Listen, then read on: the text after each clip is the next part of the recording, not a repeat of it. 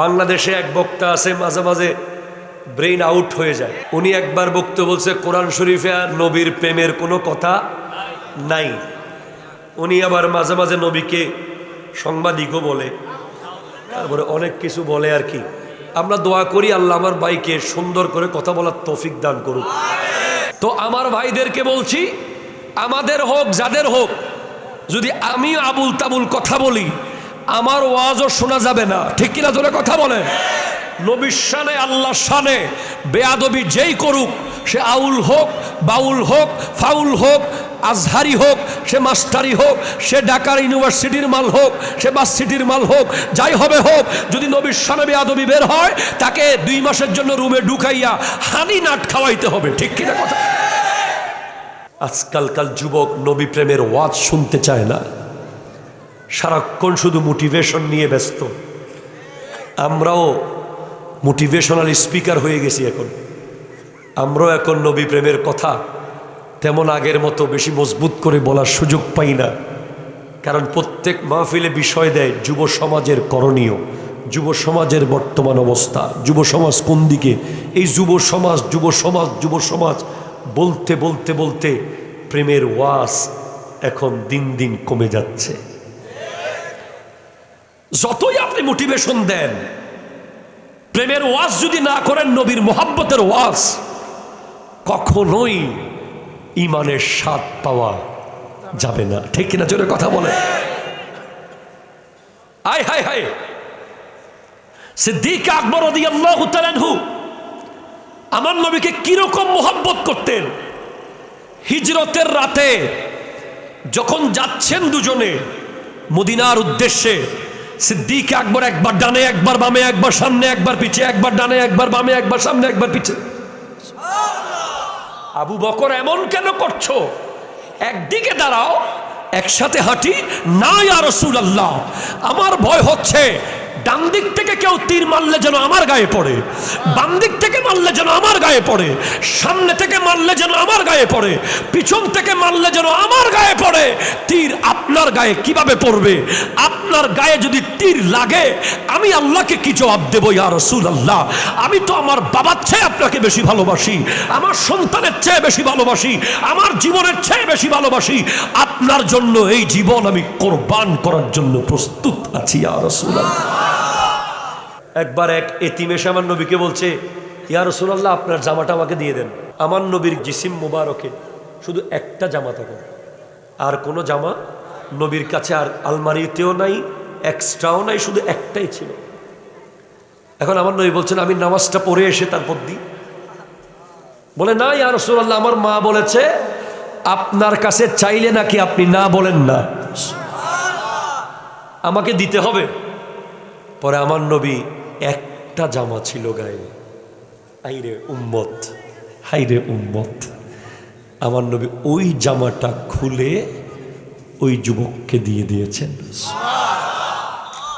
এরপর সাহাবায়ে কেরাম মসজিদে অপেক্ষা করছেন নামাজের জন্য, কিন্তু আমার নবী উপরের জামাটা দিয়ে দিয়েছেন জিসিম মুবারকের, নিচে তো আছে কাপড়। এভাবে বসে আছেন হুজরায় আর কান্না করতেছেন। আমার নবী যদি উহুদ পাহাড়কে বলতেন উহুদ তুই স্বর্ণ হয়ে যা, স্বর্ণ হয়ে যেত। আমার নবী যদি আসমানের দিকে তাকাতেন, আসমান থেকে জান্নাত থেকে জামা চলে আসতো। কিন্তু আমার নবী বলছেন আমার গরিব উম্মত, আমার অনেক গরিব উম্মত থাকবে যাদের একটা জামা থাকবে, আমার অনেক গরিব উম্মত থাকবে যারা শীতকালে একটা কাপড়ের অভাবে শীতে কষ্ট পাবে, আমার অনেক গরিব উম্মত থাকবে যাদের টিনের চাল দিয়ে পানি পড়বে, আমার অনেক গরিব উম্মত থাকবে যারা এক বেলা খেতে পারবে আর এক বেলা খেতে পারবে না। যত রকমের গরিব উম্মত পৃথিবীতে আছে প্রত্যেকটা ব্যক্তির মতো করে আমার নবী জীবন যাপন করেছেন। ও সুয়েলাজার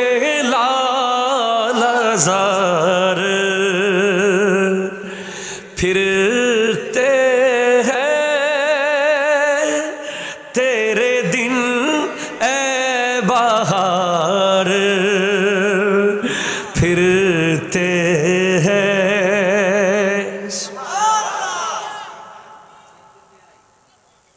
उस गली का गदा हूँ मैं जिसमें उस गली का गदा हूँ मैं जिसमें मांगते ताजदार फिरते हैं। बोले आमी ওই গলির ফকির। আলা হযরত লিখতেছেন কবিতা নবীর সামনে রওজার পাশে বসে বসে, আমি ওই গলির ফকির যেই গলিতে বড় বড় বাদশারা ফকির হয়ে হাঁটে। আমি ওই গলির ভিক্ষুক যেই গলিতে বড় বড় বাদশারা ভিখারি হয়ে হয়ে হাঁটে। লিখতেছেন, লিখতে অনেক লম্বা, লিখতে লিখতে লিখতে লিখতে লিখতে দেখে আমার নবী কোনো দেখা দিচ্ছে না। এখন এমন এক লাইন লিখে ফেললেন, कोई क्यों पूछे तेरी बात रज़ा,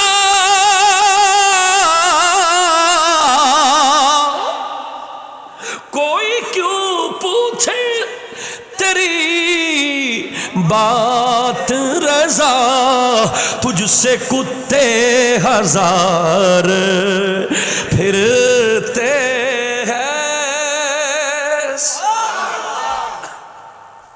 কি লিখলেন দেখেন। বলে ও আহমদ রেজা, তোমার কথা জিজ্ঞেস করার টাইম নবীর কোথায় আছে? সুবহানাল্লাহ বলেন। তোমার খবর নেওয়ার ফুরসত নবীর কাছে নাই। তোমার চেয়ে বড় বড় কুকুর মদিনার গলিতে গলিতে ঘুরতেছে, এটা বলার সাথে সাথে আমার নবী রওজা থেকে জিন্দা দেখা দিয়েছে আলা হযরত।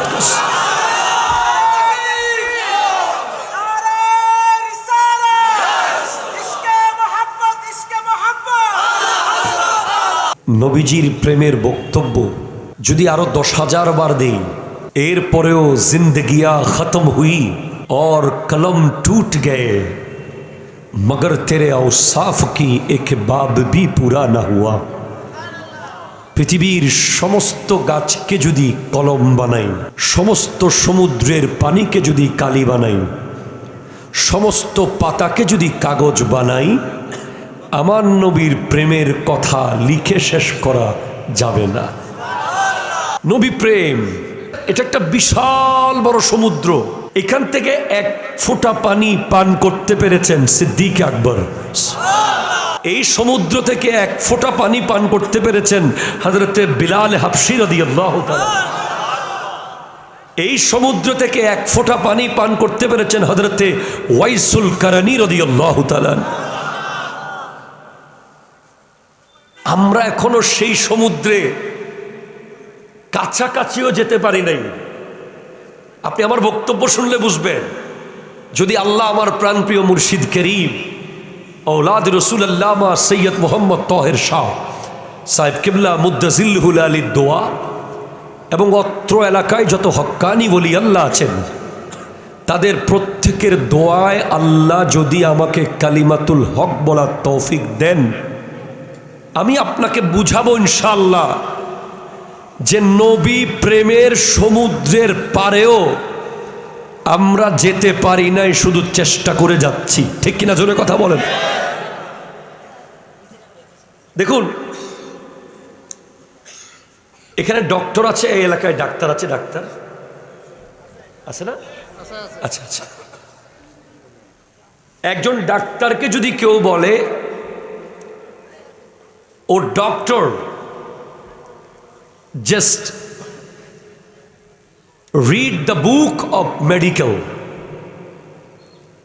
হে ডাক্তার তুমি মেডিকেলের এই বইটা পড়ো, but just admit, তুমি এডমিশন নাও কোনো মেডিকেল কলেজে, উনি হাসবে। ডাক্তার কেন আবার মেডিকেলে ভর্তি হবে? উনি ডাক্তার হয়ে গেছে না? কথা কথা ঠিক কিনা জোরে বলেন। কোন ইঞ্জিনিয়ারকে যদি বলে, এই ইঞ্জিনিয়ার সাহেব তুমি ইঞ্জিনিয়ারই পড়ো, উনি বলবে it's totally illogical, I have completed the course.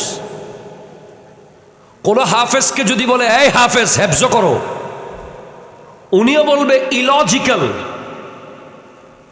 কিন্তু আমার আল্লাহ কোনো ইলজিক্যাল কথা বলে না। কথা জোরে বলে ঠিক কিনা জোরে বলে, জোরে বলে। প্লিজ ভাই আপনারা কথা বলতে হবে। আমাকে আল্লাহর ওয়াস্তে বিরিয়ানি খাওয়ায়েন না, কিন্তু কথা দেন ভাই, কথা দেন। আপনারা আমারে বিরিয়ানিও দিয়েন না, পোলাও দিয়েন না, কোরমাও দিয়েন না, কিন্তু কথা দিতে হবে ভাই। এটা কুমিল্লা ভাই, কুমিল্লার মানুষ একটা ব্র্যান্ড। কথা কোন ঠিক কিনা জোরে বলে। কুমিল্লাতে জয়নুল আবেদিন আসতেছে। Since 12 years I have been performing at Comilla. এই কুমিল্লা শহর, কান্দির পার, হাউজিং সোসাইটি, নূরপুর, ওই আমাদের হুজুর আহমদ পেয়ারা বগদাদির দরবার, শাহপুর। আমি তো কুমিল্লার আওয়াজ, 10 জন আওয়াজ দিলে কুমিল্লা গোটা বাংলাদেশ থরথর করে কাঁপে। ঠিক কিনা কথা বলো। আপনারা আসিয়েন না খবরদার, এখানে এখানে সাপটা বাসে। আল্লাহ বুঝার তৌফিক দান করুক, আমিন জোরে বলেন। আমার আল্লাহ বলছেন, ইয়া আইয়ুহাল্লাযীনা আমানু আমিনু। হায় হায় হায়, সুবহানাল্লাহ জোরে বলেন না। বলে হে ইমানদার, ইমান আনো। আবার এগুলো যদি বাউল টাউল কেউ পায় তাহলে কিন্তু কাফাই ফেলবে। একজন বলছে না, আল্লাহর কথার আগামাতা নাকি সে বুঝে না। নাউজুবিল্লাহ জোরে বলবেন না। তাকে কি আপনারা সাপোর্ট করেন? আমরা আল্লাহ এবং রসুলের শানে যদি বেয়াদবি করে, কোনো বাউলকেও সাপোর্ট করি না, কোনো স্মার্ট বক্তাকেও সাপোর্ট করি না। ঠিক কিনা জোরে বলেন। আমরা আহলে সুন্নাত ওয়াল জামাতের অনুসারী। আহলে সুন্নাত ওয়াল জামাত তারা যাদের কাছে বেয়াদবিরও কোনো প্রশ্রয় নাই, ভণ্ডামিরও কোনো আশ্রয় নাই।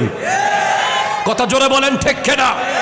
আহলে সুন্নাত ওয়াল জামাতে আপনি যদি আসেন, সেখানে কোরআন পাবেন, সুন্নাহ পাবেন, সাহাবা পাবেন, আহলে বাইত পাবেন, নবী পাবেন, ওয়ালি পাবেন, গস পাবেন, কুতুব পাবেন, আদব পাবেন, মুহাব্বত পাবেন, জিয়ারত পাবেন, নামাজ পাবেন, তাহাজ্জুদ পাবেন। দুইটা জিনিস পাবেন না, একটা হচ্ছে বেয়াদবি আর একটা হচ্ছে ভণ্ডামি। হাত তুলে বলো ঠিক কিনা।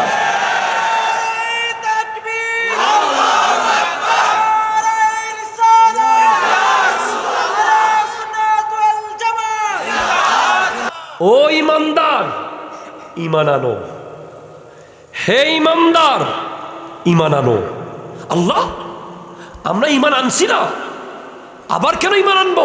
না না না, তোমরা ইমান এনেছো ঠিক। প্রতিদিন তোমাদের ইমানকে ধ্বংস করার জন্য নিত্য নতুন প্ল্যান বানাচ্ছে। ঠিক কিনা কথা বল। আপনার এই প্রোগ্রামের জন্য যদি 10 লাখ টাকা খরচ হয়, কথার কথা, এই 10 লাখ টাকা করতেছে এই মুহূর্তে 10,000 মিলিয়ন কোটি টাকার বিরুদ্ধে, ডলারের বিরুদ্ধে। কারণ প্রতিদিন মুসলমানদের ঈমান কেড়ে নেওয়ার জন্য, মুসলিম যুবকদেরকে মসজিদ থেকে বের করে ফেলার জন্য, নবীর প্রেম থেকে দূরে নেওয়ার জন্য, ওলি আল্লাহর দামান থেকে দূরে নেওয়ার জন্য, সঠিক ইসলাম থেকে সরিয়ে ফেলার জন্য নিত্য নতুন প্ল্যান বানাচ্ছে। ঠিক কিনা কথা বলো। এজন্য আল্লাহ বলছেন, ইয়া আইয়ুহাল্লাযীনা আমানু আমিনু। এখন কিভাবে ঈমান পরিপূর্ণ হবে? আমরা জানি ঈমানদার কে। ঈমানদারের কিছু রুলস কোরআন বলে দিয়েছে। কোরআন বলছে, ইন্নামাল মুমিনুনা আল্লাযীনা ইযা যুকিরাল্লাহু ওয়াজিলাত কুলুবুহুম। মুমিন সে যার সামনে আল্লাহর জিকির করলে তার দিল আল্লাহর ভয়ে থরথর করে কাঁপবে। আল্লাহর জিকির শোনার পরে যার দিল কাঁপে নাই, সে এখনো ঈমানদার হতে পারে নাই। কথা কন না ঠিক কিনা জোরে বলেন না। আল্লাহর জিকির শোনার পরেও যে দোকান বন্ধ করতে পারে নাই, আল্লাহর জিকির শোনার পরেও যে গল্প বন্ধ করতে পারে নাই, আল্লাহর জিকির শোনার পরেও যে মোবাইলের গেম বন্ধ করতে পারে নাই, আল্লাহ আল্লাহ আল্লাহ শব্দ শোনার পরেও যার মধ্যে আল্লাহর ভয় কেঁপে উঠে নাই, বুঝতে হবে সেই ইহুদিদের হয়ে যাচ্ছে, তার ভিতরে ঈমান নাই। ঠিক কিনা কথা জোরে বলেন।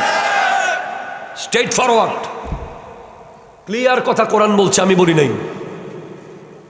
এরপরে বলছেন ওয়াইজা তুলিয়াত আলাইহিম আয়াতুহু যাদাতহুম ঈমানা। ঈমানদার তো সে যার সামনে কোরআনের তিলাওয়াত হলে তার ঈমানের শক্তি বাড়তে থাকবে। এরপরে ঈমানদার সে যে অমুকের পিছে তমুকের পিছে ঘুরে না, যে একবেলা ভাত খাওয়ার জন্য, দুইটা রুটির জন্য, এক কাপ চায়ের জন্য, একটা সিঙ্গারা সমুসার জন্য তমুক অমুক সমুকের পিছে জীবন দিয়ে ঘুরতে থাকে না ইমানদার। ইমানদার হচ্ছে সে ও আলা রাব্বিহিম ইয়াতাওয়াক্কালুন, ইমানদার একমাত্র আল্লাহর উপরে তাওয়াক্কুল করে। হাত তুলে বলেন ঠিক কিনা। এরপরে ইমানদারকে, ইমানদার তো সে, কোরআন বলছে কাদ আফলাহাল মুমিনুন, মুমিন সফল। ডাক্তার সফল, ইঞ্জিনিয়ার সফল, ব্যারিস্টার সফল, লয়ার সফল, পলিটিশিয়ান সফল, শিক্ষক সফল, মুহাদ্দিস সফল, মুফতি সফল। কোরআন বলে নাই, কোরআন বলছে ইমানদার সফল, মুমিন রাই সফল, মুমিন রাই সফল, মুমিন রাই সফল। ওই যে মুমিন তুমি কেমনে বুঝবা? বলে আল্লাযীনা হুম ফি সালাতিহিম খাশিউন, যারা নামাজ পড়ে হৃদয় দিয়ে, ওয়াল্লাযীনা হুম আনিল লাগভি মুরিদুন, যারা এক লাইন অযথা কথা বলে না, ওয়াল্লাযীনা হুম লিফুরুজিহিম হাফিজুন, যারা লজ্জাস্থানকে হেফাজত করে, ওয়াল্লাযীনা হুম লিযাকাতি ফাইলুন, যারা জাস্ট টাইম যাকাত দিয়ে দেয়। এগুলো হচ্ছে মুমিনের সেকেন্ড থার্ড বৈশিষ্ট্য। বদ্দা সুবহানাল্লাহ হন না বাজি, অবদ্দা হন না, আর কেন জোরে হন না বাজি। সুবহানাল্লাহ কি আর প্রশংসা না আল্লাহর? আর গান নগজ্জুন, আল্লাহর গান গরণ। কথা কন। ইমানদারের এক নম্বর যোগ্যতা কি হবে? দুই নম্বর যোগ্যতা কি হবে? তিন থেকে বাকিগুলো আমি বলেছি এতক্ষণ। এক নম্বর যোগ্যতা হলো ইমানদার সে যে মোট 8টা কোরআন অনুযায়ী আর একটা হাদিস অনুযায়ী মোট 9টা জিনিসের চেয়ে আল্লাহ এবং রসুলকে বেশি মোহাব্বত করতে পারবে, সে ইমানদার। কয়টা জিনিস? জোরে হন কয়টা? আরো জোরে। এবার হবে, হয়ে যাবে। মোট কয়টা জিনিস? সূরা তওবা আয়াত নম্বর 24। বাংলাদেশে এক বক্তা আছে, মাঝে মাঝে ব্রেইন আউট হয়ে যায়। কথা কোনো ঠিক কিনা? উনি একবার বক্তব্য বলছে কোরআন শরীফে আর নবীর প্রেমের কোনো কথা নাই। উনি আবার মাঝে মাঝে নবীকে সাংবাদিকও বলে, তারপরে অনেক কিছু বলে আর কি। আমরা দোয়া করি আল্লাহ আমার ভাইকে সুন্দর করে কথা বলার তৌফিক দান করুক। আজকে ওনাদেরই দলের একজনের ভিডিও দেখলাম, উনি বলতেছে ওই আমার ভাই একজন হেলিকপ্টারে চড়তে খুব বিরক্ত বোধ করে, একজন আছে না যিনি ইংলিশ লিগে খেলে খুব বড়, আমার ভাই আরেকজন আছে না, ওনারা দুই ভাইয়ের ব্যাপারে ওনাদের দলে একজন বলতেছে এই দুই ভাইকে একটা রুমের ভিতরে ঢুকিয়ে 1 মাসের জন্য হানি নাট খাওয়ানো দরকার। কথা কথা ঠিক কিনা বলেন? কয় এই দুই ভাইরে, আর আমগো দলেরও 2-1 জনের নাম কইছে, মোটামুটি আমগো 2-3 জন, ওনাদের 2 জন, আরো একজন 4-5 জনের নাম দিয়া কয় ইনাদেরকে আমাদের দলেও আউল ফাউল বাউল আছে না, এই আছে না, কথা কর না, কিছু আমগো দলের নাম বিক্রি করে সুন্নি নাম দিয়া জিকির করে মনে হয় গাছ টানতেছে, হেইয়া হেইয়া। আপনারা কি এগুলোকে সাপোর্ট করেন? আপনারা কি ওরসের নামে নারী পুরুষের অবাধ মেলামেশাকে সাপোর্ট করেন? আপনারা কি মাহফিলের আশেপাশে লিপস্টিকের দোকানকে সাপোর্ট করেন? ওইটা কি তাইলে? ওটা তো মাহফিলের আশেপাশে না, মাহফিল থেকে 20-30 কিলোমিটার দূরে মেলাটা বসছে। আচ্ছা, এই জিনিস আর কখনো করবেন না। আপনি এদিকে আলেমের তাফসির করাবেন, ওদিকে আবার মেলাকে প্রশ্রয় দিবেন, এটা কখনো হতে পারে না। ঠিক কিনা জোরে কথা বলেন। মেলা চলুক, মাহফিল থেকে 10 কিলোমিটার দূরে চলবে। মাহফিলের পাশে যদি মেলা হয় তাহলে যুবকদেরকে শয়তান দ্রুত নিতে পারবে। ঠিক কিনা জোরে কথা বলেন। তো আমার ভাইদেরকে বলছি, আমাদের হোক যাদের হোক, যদি আমি আবুল তাবুল কথা বলি আমার ওয়াজও শোনা যাবে না। ঠিক কিনা জোরে কথা বলেন। নবীর শানে আল্লাহর শানে বেয়াদবি যেই করুক, সে আউল হোক, বাউল হোক, ফাউল হোক, আজহারি হোক, সে মাস্টারি হোক, সে ঢাকার ইউনিভার্সিটির মাল হোক, সে ভার্সিটির মাল হোক, যাই হবে হোক, যদি নবীর শানে বেয়াদবি বের হয় তাকে 2 মাসের জন্য রুমে ঢুকাইয়া হানি নাট খাওয়াইতে হবে। ঠিক কিনা কথা, যাতে ব্রেন ঠিক হয়ে যায়। আল্লাহ বোঝার তৌফিক দান করুক, আমিন জোরে বলেন না। আমার ভাই বলল কোরআনে নবীর ভালোবাসার কথা নাকি নাই? আপনাদের কি মনে হয় আছে? জি আছে ভাইয়া, একটু মুখস্থ করেন। সূরার নাম সূরা তাওবা, সূরা আয়াত নম্বর 24। জোরে কোন সুবহানাল্লাহ। আমার আল্লাহ বলতে লাগলেন, বিসমিল্লাহির রহমানির রহিম, قل إن كان آباؤكم وأبناؤكم وإخوانكم وأزواجكم وعشيرتكم وأموال اقترفتموها وتجارة تخشون كسادها ومساكن تردونها أحب إليكم من الله ورسوله জোরে বলেন সুবহানাল্লাহ, জোরে বলেন। হাবিব আপনি বলুন। কে বলবে?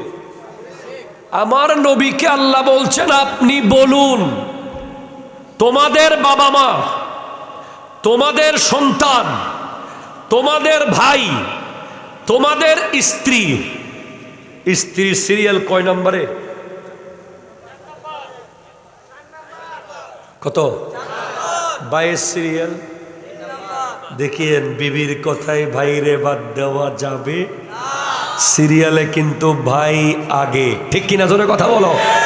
বিবির কথা শুনে ভাইকে আলাদা করা যাবে, ভাইয়ের বিরুদ্ধে যাওয়া যাবে। বিবির সিরিয়াল 4-এ, ভাইয়ের সিরিয়াল 3-এ। এজন্য ভাই বড় ধন, রক্তের বাঁধন যদি পৃথক হয় ওনার কারণ। ঠিক কিনা জোরে কথা বলে। ভাইয়ের দোষ এলাকাবাসীকে বুঝাবেন না, ভাইয়ের বিচার তৃতীয় ব্যক্তিকে দিয়ে করাবেন না। ভাইয়ের সাথে ভাইয়ের সম্পর্ক ঘরের ভিতরেই রেখে দিবেন, সেখান থেকে যেন অসম্পর্কের কথা বের না হয়। মনে রাখবেন, ভাইয়ের চেহারার দিকে তাকানোও ইবাদত। আন-নাজরু ইলা ওয়াজহি আখি ইবাদাতুন। ভাইয়ের চেহারার দিকে তাকানো পর্যন্ত ইবাদতের সওয়াব পাওয়া যাবে। তো বাবা মায়ের চেয়ে, সন্তানের চেয়ে, ভাইয়ের চেয়ে, স্ত্রীর চেয়ে, সমাজের চেয়ে, ও আশিরাতুকুম সমাজ, ও আমওয়ালুন ইকতারাফতুমুহা তোমার জমানো সম্পদ, ও তিজারাতুন তাখশাউনা কাসাদাহা তোমার ব্যবসার মাল, ও মাসাকিনু তারদাউনাহা তোমার সুন্দর বাড়ি, যেই বাড়ির টাইলস এনেছো মালয়েশিয়া থেকে, দরজা এনেছো দুবাই থেকে, জানালা এনেছো সৌদি থেকে, ওই বাড়ি। মোট 8টা এই আয়াতে আছে। আরেকটা হলো নিজের জীবন। মোট 9টা জিনিসের চেয়ে যদি আল্লাহ এবং রসুলকে বেশি ভালোবাসতে না পারো তাহলে ভূমিকম্প আবার আসবে, ভূমিকম্প আবার আসবে, ভূমিকম্প আবার হবে। ঠিক কিনা কথা বলো? বেয়াক্কলের মতো ভূমিকম্প থেকে বাঁচতে চাচ্ছে। যারা বলে ভূমিকম্প থেকে বাঁচার জন্য চলেন কুমিল্লা ছেড়ে চিটাং চলে যায়, এরা কি বেয়াক্কল না? যারা বলে ভূমিকম্প থেকে বাঁচার জন্য চিটাং থেকে ঢাকা চলে যায়, আবার ঢাকা থেকে কুমিল্লা চলে আসি, ঢাকা শহর ভূমিকম্পের জন্য বহু ভয়ঙ্কর হয়ে গেছে, চলেন চলেন ইউনিভার্সিটি বন্ধ করে দেন। ভূমিকম্প কি পৃথিবীর কোথাও গিয়ে বাঁচা যাবে? ভূমিকম্প থেকে বাঁচার কোনো সুযোগ আছে? নাই নাই নাই নাই নাই। আজকে কেন ভূমিকম্প হচ্ছে? আজকে কেন মাইলস্টোনের বিমান পড়ে যাচ্ছে? আজকে কেন গজবের পর গজব আসতেছে? আমি বলবো তার একমাত্র কারণ হচ্ছে যখন থেকে আমার নবীর মিলাদুন নবীর বিরোধিতা হচ্ছে, নবীর মিলাদ ক্যামের বিরোধিতা হচ্ছে, নবীর শানে স্মার্ট ডিগ্রি নিয়ে নবীর বিরুদ্ধে যখন শব্দ চয়ন হচ্ছে, এই দেশে আযাব আসা শুরু করে দিয়েছে। ঠিক কি? স্পষ্ট মনে রাখবেন, আমার নবীর প্রেমের কথা, আমার নবীর প্রেমের বিষয়, আমার নবীর ইজ্জতের বিষয়ে যদি ঠিক করতে পারেন, ভূমিকম্প এদিকে আসবে না, ওদিকে ঘুরে যাবে। না হলে আর কোনো কিছু দিয়ে এই দেশকে রক্ষা করা যাবে না। মনে রাখতে হবে, নবীর শানে বেয়াদবি। আপনি কি জানেন আমার নবী তো সমস্ত নবীদের নবী? হযরতে সালেহ আলাইহিস সালামের উটনির সাথে বেয়াদবি করার কারণে আল্লাহ ওই কওমকে ধ্বংস করে দিয়েছে। হযরতে মূসা আলাইহিস সালামের সাথে বেয়াদবি, কওম ধ্বংস হয়ে গেছে। লূত আলাইহিস সালামের উম্মত বেয়াদবি করেছে, কওম ধ্বংস হয়ে গেছে। আরে নবী না, নবীর ওটের সাথে বেয়াদবি করার কারণেও ধ্বংস হয়ে গেছে। আর আমার নবী তো ইমামুল আম্বিয়া, ইমামুল মুরসালিন, নবীদের নবী, সমস্ত নবীদের নবী। ওনার সাথে বেয়াদবি করার কারণে এখনো যে পৃথিবী টিকে আছে। কোরআন বলছে মা কানাল্লাহু লিউআযিবাহুম ওয়া আনতা ফীহিম। আল্লাহ কিভাবে আযাব দেবে যেখানে আপনি নবী শুয়ে আছেন? বিষয় আমাকে দিয়েছেন, আমি বলে যাব। নবীর প্রেম এটা লেভেল কেমন হতে পারে মনে রাখবেন। আল্লাহ তাআলা আমাদেরকে রূহ জগতে একটা চারা দিয়েছে। চারা কি দিয়েছে? চারা গাছ। চারা চিনেন ভাই? ছোট্ট গাছের চারা, এটা হলো ঈমানের চারা। আল্লাহ জিজ্ঞেস করেছেন আলাস্তু বিরাব্বিকুম, অবদ্দা বইন না বদ্দা, আমি কি তোমাদের রব নই? আমরা সবাই মিলে বলেছিলাম বালা, হ্যাঁ আপনি আমাদের রব। সেদিন আল্লাহ আমাদেরকে ঈমানের চারা গাছ দিয়েছে সবাইকে, মুসলিম, বৌদ্ধ, খ্রিস্টান, জুম্মা, চাকমা, মারমা, মোরং, সবাই চারা গাছটা পেয়েছে। কিন্তু সবাই সঠিক জায়গায় চারাটা রোপণ করতে পারে নাই। বেগুন খেতে ধান রোপণ করলে হবে না, ধান খেতে পাট রোপণ করলে হবে না। গোলাপ ফুলের একটা সিজন আছে, গাঁদা ফুলের আরেকটা সিজন আছে। কথা কথা ঠিক কিনা জোরে বলেন। ওই চারা যেটা রূহ জগতে আল্লাহ দিয়েছেন, ওটা রোপণ করব কোন জমিতে, ওটার পানি কি, ওটার বাতাস কি, ওটাকে কোন আবহাওয়া দিতে হবে বলে কোরআন এবং হাদিস গবেষণা করে পাওয়া যায়। নবীর প্রেমের জমিনে ঈমানের চারাকে রোপণ করতে হবে, আর তার উপরে পানি আর বাতাস হবে নবীর তাজিম আর নবীর আদব। ঠিক কিনা? এমন চারা রোপণ করেছেন কে? যার চারা পৃথিবীর সবচেয়ে বড় হয়েছে, সিদ্দিক আকবর। সিদ্দিক আকবরকে আপনি জিজ্ঞেস করেন, আপনার নবী প্রেমের চারা, আপনার ইমানের চারা আপনি কোথায় রোপণ করেছেন? উত্তর দেবেন নবী প্রেমের জমিতে। ওই গাছে কি পানি দিছেন, কি বাতাস দিছেন? উত্তর বলবে ওই গাছে পানি দিয়েছি নবীর আদব, ওই গাছে বাতাস দিয়েছি নবীর মোহাব্বত। কথা জোরে বলেন, ঠিক কিনা? এভাবে ফারুকে আজম, উসমান জুন্নুরাইন, মৌলা আলী, হযরতে তালহা, হযরতে জুবাইর, হযরতে সাদ ইবনে আবি ওয়াক্কাস, হযরতে আবু উবাইদা ইবনুল জাররাহ, হযরতে সাঈদ ইবনে যায়েদ, হযরতে জুলাইবিব, আল্লাহু আকবার, জোরে বলেন না। ইনারা সবাই নবী প্রেমের জমিতে ইমানের চারাকে রোপণ করেছে, আর সেটার উপরে নবীর মোহাব্বতের পানি আর বাতাস দিয়েছে।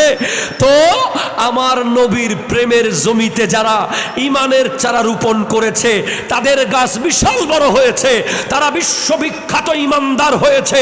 প্রশ্ন করেন সিদ্দিক আকবরের মোহাব্বতের অবস্থা কেমন ছিল?